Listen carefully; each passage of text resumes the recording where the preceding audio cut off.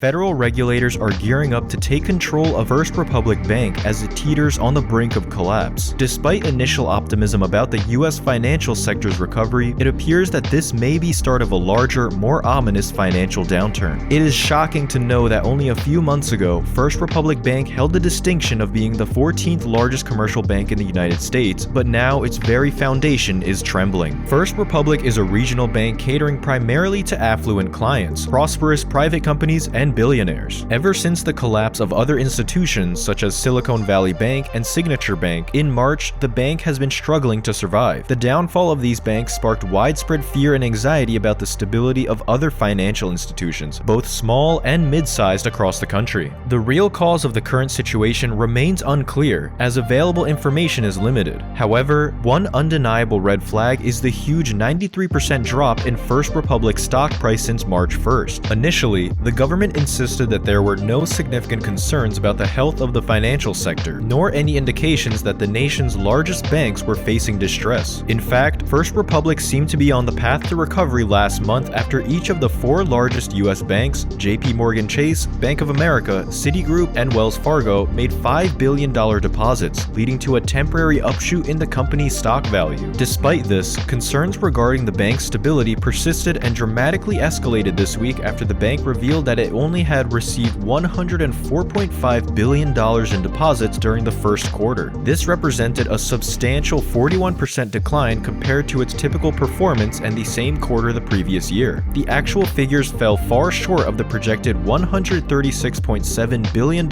in deposits. First Republic's shares plummeted to their lowest price ever on Tuesday, following the bank's disclosure, prompting investors to rapidly sell off their holdings. The share price declined even further, by 43% on Friday, April 21st, closing the week at $3.51. Following the collapse of the Silicon Valley Bank and Signature Bank in March, the California-based First Republic Bank may become the third major financial institution to fail this year. The bank disclosed shocking news after a significant loss on Friday, revealing on Monday 24th that it had lost over $100 billion in deposits during the previous month's banking crisis. This unexpected development stunned many Americans and investors. Although withdrawals have subsided at numerous banks, First Republic appeared to be in jeopardy even after receiving a $20 billion infusion of deposits from four major banks in March. Reuters reports that the U.S. Federal Deposit Insurance Corporation, or FDIC, is in the process of placing First Republic under receivership as the most severe financial crisis since 2008 continues to batter mid-sized U.S. banks. The impending collapse of First Republic is a stark reminder of the fragility of financial institutions and the potential consequences of an unstable banking system. As the situation unfolds, it is crucial to closely monitor developments and be prepared for further shocks to the financial sector. The U.S. Banking Regulatory finally concluded that the bank's condition has worsened, leaving no more time to pursue a rescue mission. This news emerges as the Federal Reserve has admitted its failure to take adequate forceful action preceding Silicon Valley Bank's collapse last month. In a scathing report published on Friday, the Fed attributed these failures to exceptionally poor bank management, weakened regulations, and inadequate government supervision. Without a doubt, the collapse of Silicon Valley Bank has ignited an ongoing banking crisis for mid-sized U.S. banks. The uncertainty of whether this crisis can be resolved is compounded by the Federal Reserve's inability to salvage First Bank from total collapse, exacerbating public fears. Despite widespread panic among citizens, Treasury Secretary Janet L. Yellen and Federal Reserve Chair Jerome H. Powell repeatedly claimed that other banks in the nation are performing well. The FDIC, the primary federal regulator for banks, will have to seize First Republic Bank, a formerly high-flying lender now humbled by its inability to adapt to rising interest rates, before selling it to a larger financial institution. As the receiver for a failed bank, the FDIC temporarily manages its affairs and endeavors to secure the highest possible value for its remaining assets. Additionally, First Republic's shareholders would be wiped out due to the government's takeover and sale plan. In light of this situation,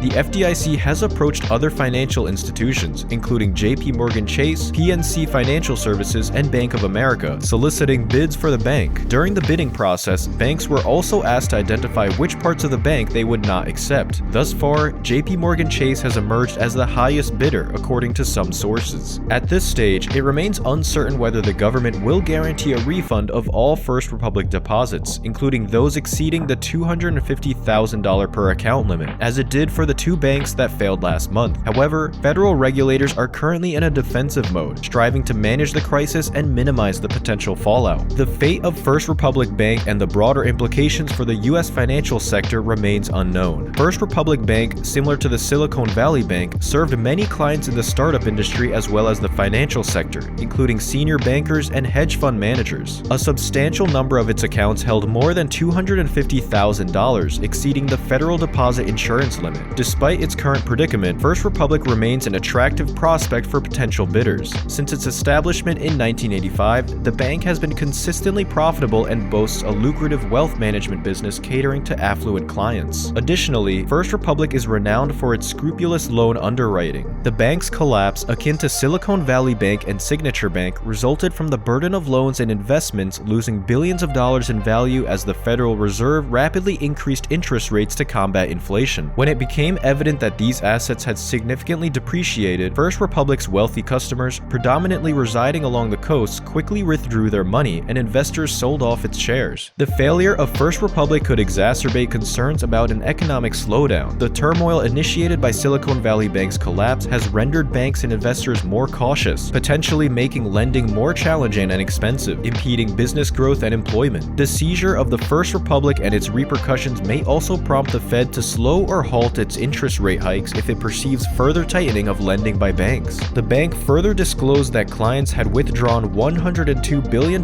in deposits during the first quarter of the year, a drastic reduction from the $176 billion held at the end of 2022. The bank also reported borrowing $92 billion, primarily from the Fed and government-backed lending groups, effectively admitting it relied on the financial industry's lenders of last resort to remain operational. This bleak financial statement intensified investors' worst fears. Due to the nature of its clientele, consisting largely of multimillionaires, First Republic's customer base had a minimal default history. However, the bank underwrote mortgages when interest rates were extremely low and retained them on its books rather than selling them to investors. As a result, First Republic's sizable cache of home loans lost value every time mortgage rates on new loans increased, a trend that has persisted since last year. You may be wondering what is causing this banking crisis, whether it can be prevented or if it will continue indefinitely. For those unfamiliar with the intricacies of the financial system, I will provide an explanation shortly. Understanding the underlying factors contributing to the crisis and exploring potential preventative measures are crucial steps in navigating the current financial crisis and protecting your finances. First and foremost, it is important to note that according to experts and analysts in the field, other regional lenders such as Utah's Zions Bank and Los Angeles's PacWest have fortified their positions more rapidly than First Republic. Consequently, bank analysts do not anticipate another collapse. To be more precise, on the same day that First Republic's shares plummeted, the stocks of every other bank in the S&P 500 stock index rose. Banking crises occur when the financial sector fails to function efficiently, resulting in the collapse of one or more financial institutions. These crises can stem from various factors, including economic, financial, or political reasons. Excessive risk-taking by financial institutions is among the most common causes of banking crises. Banks may engage in highly risky investments or loans without proper risk management measures, leading to a sudden loss of confidence from investors, depositors, and other stakeholders. Another contributing factor is the presence of numerous non-performing loans, or NPLs. Defaults on loans can significantly increase NPLs, adversely affecting banks' financial stability and causing a ripple effect throughout the economy, resulting in reduced economic activity and increased unemployment. Macroeconomic factors such as recessions, high inflation, or currency devaluations can also trigger banking crises by negatively impacting a bank's financial health and reducing profitability. Additionally, regulatory and supervisory failures can contribute to banking crises. Weak regulations, insufficient oversight, and lack of enforcement can encourage banks to engage in risky behavior or fraudulent activities, ultimately leading to their collapse. It appears that a combination of these factors contributed to First Bank's failure. Therefore, policymakers and financial institutions must implement measures to prevent or mitigate future crises, including improving risk management practices, strengthening regulations, and enhancing supervisory mechanisms. Failing to implement these preventative measures can result in severe economic consequences for individuals and businesses. Bank failures can lead to the loss of personal savings, widespread business closures, and layoffs. Furthermore, these failures can dramatically reduce access to credit, and when credit becomes scarce, it becomes increasingly difficult for individuals and business owners to secure loans for any project. In conclusion, we hope the government and policymakers do all what they can to prevent another bank collapse and mitigate the impact of previously failed banks on the citizens and national economy as a whole. If not, we would be ushering in another Great Depression. Enjoyed the video? Now watch this one.